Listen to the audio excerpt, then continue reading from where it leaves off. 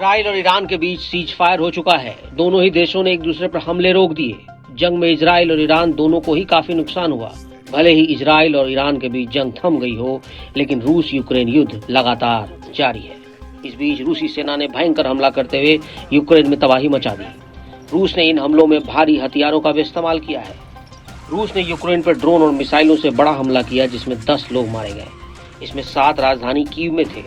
हमलों में रेसिडेंशियल इलाकों, अस्पतालों और इंफ्रास्ट्रक्चर को निशाना बनाया गया, जिससे सेवेनेचिवेस्की में एक अपार्टमेंट का हिस्सा भी ढह गया। यूक्रेन की वायु रक्षा ने ज्यादातर ड्रोन और मिसाइलों को तो रोक दिया। ये हमला पिछले सप्ताह के हमले के बाद हुआ है। यूक्रेनी राष्ट्रपति नेटो देशों के साथ मिल रहे हैं और वो रूस के हमलों पर बातचीत भी कर रहे हैं। वहीं उनके बयान में यूक्रेन की वायुसेना के हवाले से बताया गया कि रूस ने रात भर में कुल 352 विस्फोटक ड्रोन और डिकॉय दागे। रूस ने 11 बैलिस्टिक मिसाइल और 5 क्रूज मिसाइलों से भी हमला किया। डिकॉय प्रॉक्सी वेपन होते हैं जो दुश्मनों को चकमा देने के लिए दागा जाता है, जिससे उनका ध्यान वास्तविक लक्ष्यों से हट जाता है। इस बीच रूसी रक्षा मंत्रालय ने कहा कि उनकी हवाई रक्षा प्रणाली ने भी सोमवार तक 23 ड्रोन मार गिराए हैं।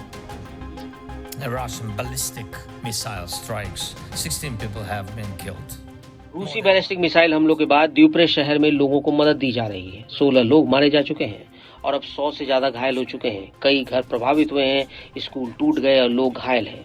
यहाँ तक कि एक यात्री ट्रेन भी चपेट में आ गई है, क्योंकि ये बस अपने रास्ते पर चल रही थी और मिसाइल ठीक उसके बगल में फटी।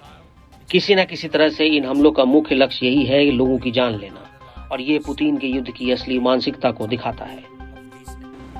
रूस के बढ़ते हमलों के बीच यूक्रेन के राष्ट्रपति वोलोदिमीर ज़ेलेंस्की ने पश्चिमी देशों से सैन्य सहायता की गारंटी मांगी है।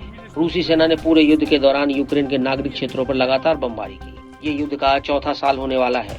संयुक्त राष्ट्र के अनुसार इस युद्ध में अब तक 12,000 से अधिक यूक्रेनी नागरिकों की मौत हो चुकी है। यूक्रेन ने भी रूस के रिहायशी इलाकों को निशाना बनाकर लंबी दूरी तक मार करने वाले ड्रोन दागे हैं। वहीं पुतिन ने अब कहा है कि वो ज़ेलेंस्की से मिलने के लिए तैयार हैं। Я думаю, что и здесь он прав. Я сейчас скажу почему. Потому что हम मिलने के लिए तैयार हैं। वास्तव में मैंने कहा मैं ज़ेलेंस्की सहित सभी से मिलने के लिए तैयार हूं, लेकिन मुद्दा तो ये असल में है ही नहीं।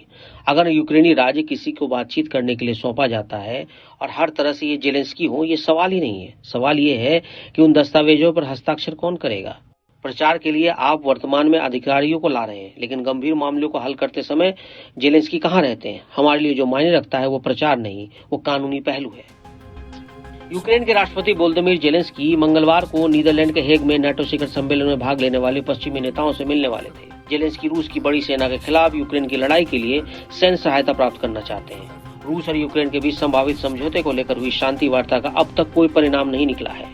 मंगलवार को यूक्रेन पर हुए रूस के हमले ठीक एक हफ्ते बाद हो गए हैं। एक हफ्ता पहले रूसी हमले में कीव में 28 लोग मारे गए थे, जिसमें 23 लोग एक रेसिडेंशियल इमारत में ही मारे गए, जो मिसाइल हमलों के बाद पूरी तरह ढह गई।